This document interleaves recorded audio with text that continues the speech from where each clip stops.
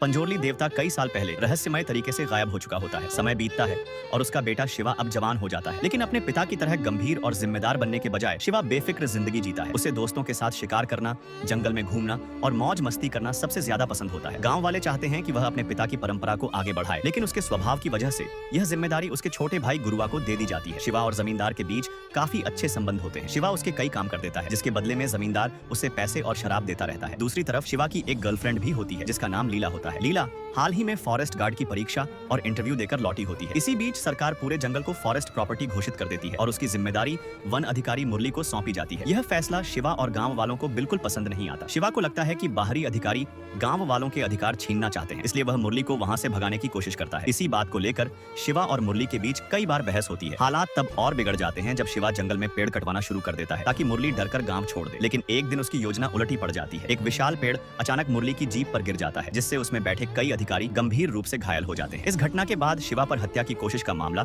दर्ज कर दिया जाता है। पुलिस उसे पकड़ने की कोशिश करती है, इसलिए शिवा जंगल में छिपकर रहने लगता है। दूसरी ओर शिवा जमींदार से बात करके लीला की नौकरी लगवा देता है, लेकिन नौकरी मिलने के बाद लीला को गांव की जमीन और जंगल की सीमाएं नापने का काम सौंपा जाता है। यह देखकर गांव वाले उससे नाराज हो जाते हैं। हालांकि लीला मजबूर होती है, क्योंकि वह अधिकारियों के आदेशों के खिलाफ नहीं जा सकती। उधर सरकारी अधिकारी गांव वालों से कागजों पर अंगूठे लगवाने लगते हैं। गांव वालों को बताया जाता है कि इसके बदले उन्हें नई जमीन दी जाएगी, लेकिन असलियत कुछ और ही होती है। दरअसल यह सब जमींदार की एक सोची समझी चाल होती है। वह धीरे धीरे गांव वालों की जमीन अपने कब्जे में लेना चाहता है। वह जमींदार उस पुराने राजा का वंशज निकलता है, जिसने सदियों पहले इस पवित्र भूमि को गांव वालों को दान में दिया था। लेकिन क्या शिवा समय रहते इस साजिश का सच जान पाएगा? क्या गांव वाले अपनी जमीन बचा पाएंगे? यह जानने के लिए अगला भाग कमेंट करें।